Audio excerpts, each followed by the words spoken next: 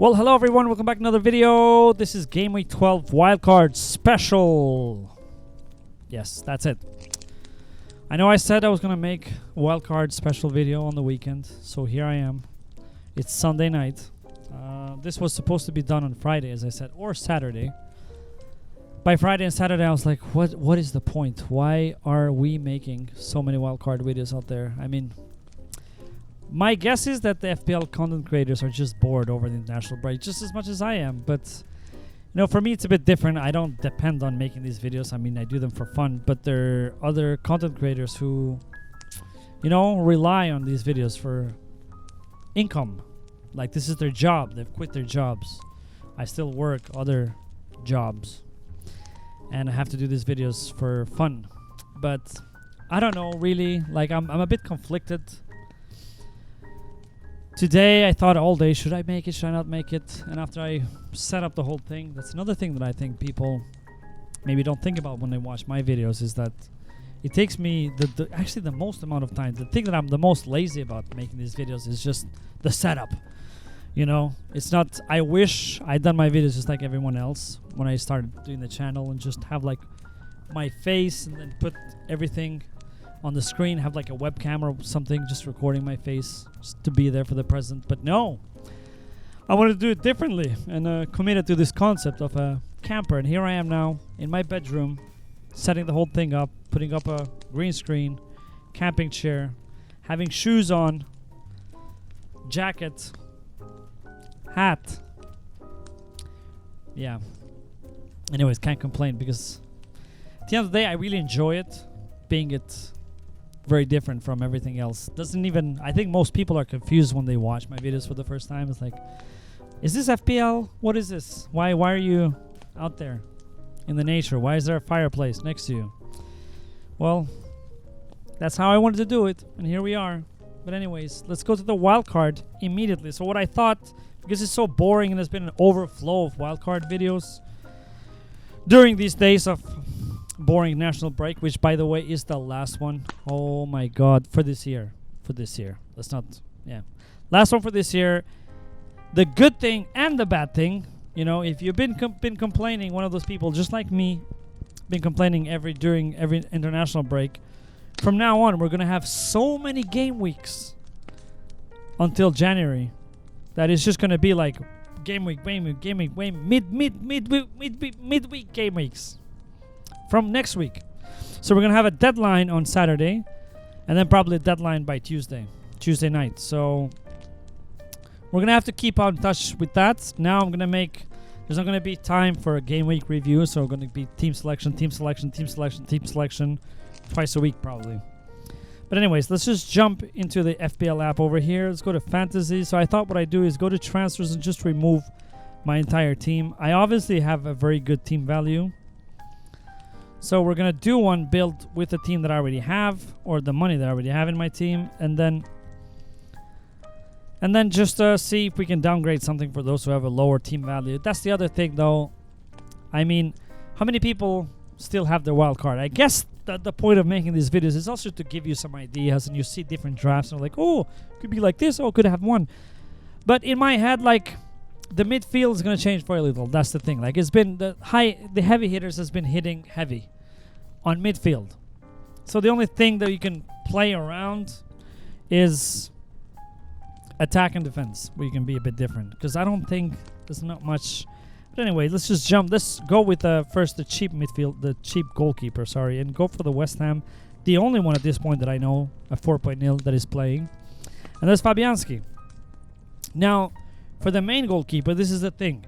You either go for Raya, expensive one, or you go for 4.5, 4.6, 7, whatever. They fluctuated a little bit. But the 4.7 one, which is Cells, let's just go over here. Just put on the most performing. So Onana would avoid, I don't know why. 5.1 is just a weird price. Like, again, as I said, I'd either go for 4.5 or 5.5 for Raya. But even Raya hasn't been very Arsenal defense. But their fixtures turn, so might be good. Cells now is 4.7, and their fixtures are not good. So I would avoid Cells. Actually, I think if you want to go for 4.5, I would go for the Brighton, because their fixtures are good. And he's going to keep a couple of clean sheets every now and then. They have good fixtures, Brighton, from now on. Wolves have good fixtures, but I wouldn't go for Saw because their defense hasn't been promising at all. And yeah, so I would just stick on that, not complicate it too much. What's the point? At the end of the day, it's a goalkeeper. We're not going to transfer him. It's good to make the right choice. So if you do, I think from now on, it would be Verbergen because of their fixtures. And Brighton has been decent performing. Now, ain't no way I'm just going to restore it because, as I said, some of you already have him. You're not going to have to sell and bring him back. And some of you, if you have a small lower team value, then we'll downgrade somewhere else. Gabriel I'm going to restore as well because I think Arsenal fixtures now are good. And they're due many clean sheets because they haven't been well. But now everyone is returned. Not much to talk about. Arsenal defense, very good. And I'm going to bring back Van den Berg because for 4.0, I think still he's 4.1 now. I still think he's one of the best. If you don't have 4.1 and you want a 4.0 or 3.9. But I just don't think... I've seen many drafts with all... with 4.5 defenders, which I think is a bit unnecessary. I mean, the last defender, you're rarely going to use it. And if you do, a Brighton defender, that's not a bad shout. He's been playing regularly, so why not have him? And then Aina, I'm not going to return him. And Konsa, I want to go for two different players. So I want a Liverpool defender, but I don't want an expensive Liverpool defender. I've been talking about it a lot. If you want to cover the Liverpool fixtures, I would go for Konate, even though I don't think this is the best time to bring him in. City at home, Newcastle away, then Tottenham away. I don't know. It's a mixed bag, but I still think long term it's worth it. If you want to invest on Liverpool defense just for the clean sheets, I think you'll go Konate. If you don't want to go Konate and you don't have, that can be downgraded to a 4.5. Maybe, now this is the thing, the other 4.5, who do we go for? There's another... I think Colwill is a good shout, but Chelsea just haven't been good defensively. Or maybe they haven't focused on keeping clean sheets. That's the thing. Maybe I wouldn't say bad. They haven't been bad necessarily, but they've been conceding, just like City. And Colwill doesn't provide really an attacking threat. Mazraoui is my top favorite for now because I feel like even with Ten Hag, when we were bantering Man United so much, they still kept clean sheets. Now with Amorim, I really rate Amorim, by the way, so I think they're going to have a resurgence. I think Mazraoui 4.6 is maybe the best out of these. The other one would be... Who was the other one that I was going to get? I completely lost it out of my head now. We'll get back to that, but that's, I think, the Mazraoui. Yeah, Lewis Hall. He's been popular on the drafts. He's 4.4 now. He was 4.3. I think for 4.3 maybe would have been a decent shout. But again, Newcastle defense, I'm not rating it. I'm sorry. I know it's been in every draft, but why are you bringing... That's the thing, why are you bringing a defender in? To me, either rotates... I know the fixtures on Newcastle. Let's just go here, actually. And just bring in Lewis Hall. The fixtures for Newcastle, he's now 4.4. For 2.0 or 0.2 more, I think Mazraoui is worth it better. And even Colwill. I know the fixtures look okay, but I just don't rate their defense. They haven't been very tight to warn a complete, we should all go for Lewis Hall suddenly. And attackingly, he hasn't been amazing, has he? I mean, yeah, that clean sheet against Arsenal, okay. What has he got? 4 points against Chelsea. Did he get an assist? He got an assist, okay. But before that, yeah, 1 clean sheet against Everton away and 1 clean sheet against Southampton at home. Not many, I don't know. You could go, but I don't think he's that cheap a price to warrant a must-own player. But as I said, I think I would go for Mazraoui. And I'm not going to complicate it more. I'm just going to go here, Man United, and not talk about that because this is the thing. I haven't put that much energy on defense, to be honest, this season because at the beginning I was like, okay, double Arsenal defense, that's all of us must have that, or it's going to come good. That hasn't necessarily come good to begin with. But the rest of them, they haven't been, haven't been really amazing. Ain't Norris there for the attacking returns, but it's just rotation. You should check which players rotate best. But I think this is the most I would invest in defense, personally. Barring maybe Araya as a goalkeeper, which I have. And then this is the thing. Midfield, as I said, Salah is going to stay there. Unless you want to go with Haaland, then you have to change the whole structure. But I think for now, if you're wildcarding in Game Week 12, I think Salah is better. And then Saka, I'm keeping him. Could be Son, but I think Saka better. Even though he's yellow flagged, I think he's fine. He's gonna play. These last Nations League games have been unnecessary, so I think that's why most player pulled out. Palmer again, I'm keeping him. And Rodgers, depending on the budget, Semenyo I also like. So if you have more money, I would go for Semenyo. But I think if you don't have the money and you already have Rodgers, you bought him in for 5.0, I still think he's a very good shout. The fixtures are decent still for Aston Villa. As you can see, a couple of reds here in between. Newcastle, Man City at home, Newcastle away. But then green again after that. So I think Rodgers is still very good value. He plays 90 minutes, playing for Aston Villa, who are decent. They've had a bit of a blip, but they're gonna be okay. Now Mbeumo can stay there, but right now I would go for the hot topic of the day, the hot property, the Bruno Fernandes. Bruno Fernandes, I would bring him in if I was in the wild card. Unfortunately, I'm not in the wild card, so I'm not going to bring him in. I only have one free transfer in my team, but he's looking good. The fixtures, 2 good fixtures, and then a couple of red. But Amorim coming, I think that I would feel safer of owning Fernandes than Mazraoui for the defense, because I still think attacking-wise, even against City and Arsenal, they can pick up something. I mean, Amorim plays a pretty attacking football, so I think it's a good shout. He's on penalties, 90 minutes, man. I know he's been a bit of a joke from the beginning of the season until now, and then suddenly he got 17 points. Now everybody's knee-jerking, but I think it's a good long-term instead of Mbeumo, for example, because Mbeumo has 2 good fixtures still, and after that they get a bit difficult. But yeah, I don't think there's much between them, but I'd prefer Bruno Fernandes because of the new coach. It's going to be a bit of a resurgence, I feel, for Man United. So that would be my midfield, barring, as I said, Rodgers maybe for Semenyo. Smith Rowe, still decent shout. I mean, he's going under the radar because people had him in the beginning. Everyone had him, and then they sold him. Then they haven't brought him back. But he's been consistent since then.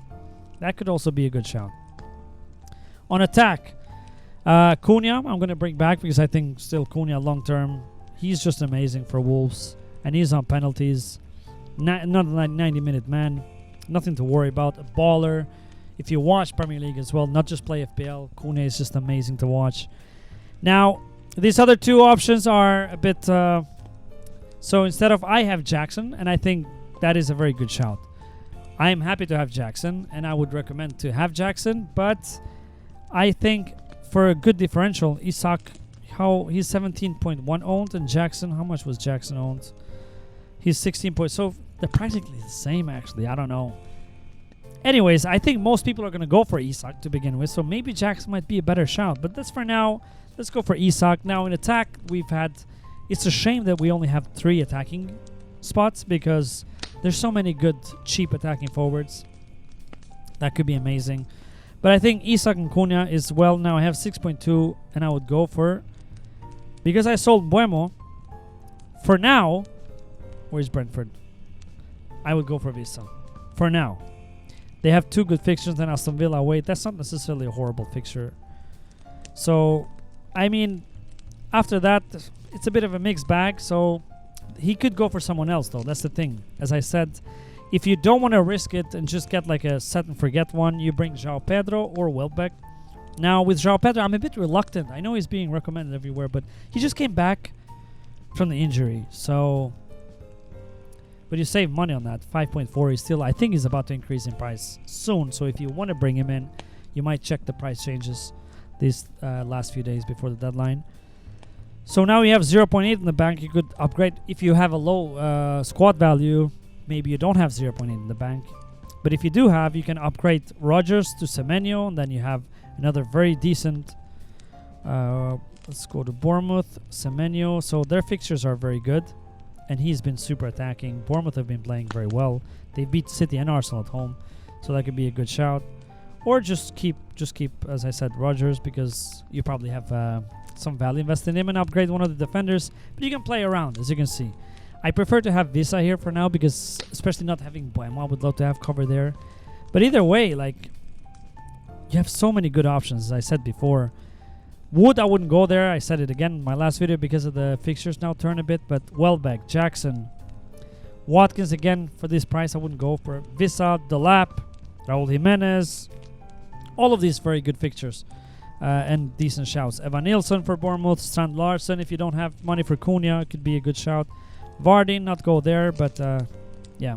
And Joao Pedro, maybe not go lower. Darwin, I wouldn't. How much is Darwin now? 7.1. Not so bad, but I wouldn't. I don't know, unless we know Jota is out for a while. Actually, Darwin could be a good differential if we find. But I think Jota is need to a return soon, so I wouldn't risk there. Especially with, I think Liverpool attackers, only Mohamed Salah has been nailed on. The others have been going on enough to, every day. So yeah, let's put Visa here and let's just keep it there because, as I said, I don't know what's the point of these videos. Here I am making one. This is how my wildcard would look like. But I mean, if you have this midfield already, because I assume most of you have, is it even worth it to play a wildcard? To be honest, here I have the goalkeepers I changed, but I wouldn't. You probably have a decent goalkeeper. It's not worth it to play a wildcard for that. 2 defenders that I would switch from my team, and again, it's not necessary. If I had the luxury of a wildcard, I would do that. And Bruno Fernandes maybe for Buemo. And then the attackers, as I said, I'm happy to keep Jackson in my team, and I would recommend Jackson as well because I think I would prefer Jackson over Isak, to be honest, but everybody seems to prefer Isak because Jackson is also on 4 yellow cards, so one more he'd be suspended, but I don't really care about that much. That's why we have a squad to cover it. If it's one game week, who cares? But yeah, that's it. Another useless wildcard video in the sea of wildcard videos that you've probably been going through this week. It's Sunday. We have another week of international break, and then team selection video probably coming on Thursday as per usual. And then we'll see from there. And then we're going to have the next deadline after that, as I said, is on Tuesday. So we're going to have midweek Premier League games now. So it's going to go thick and fast. So we have to prepare. Maybe now it's good time to make longer term planning. Because, yeah, we're not going to have a lot of deadlines, not a lot of free transfers. And a lot of things are going to happen, you know. Injuries and stuff like that. So it's good to focus on having decent bench as well.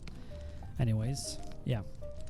That's all I had to say for this one. Thank you for watching. I hope it wasn't boring. I hope it had helped you a little bit, giving you some ideas and something that you didn't see before. But if not, what can you do? I have to, as I said, I set up the whole thing and I just felt like I had to do the video anyway. So I'm sorry for that if I took your time for unnecessary shouts. But let's see on Thursday.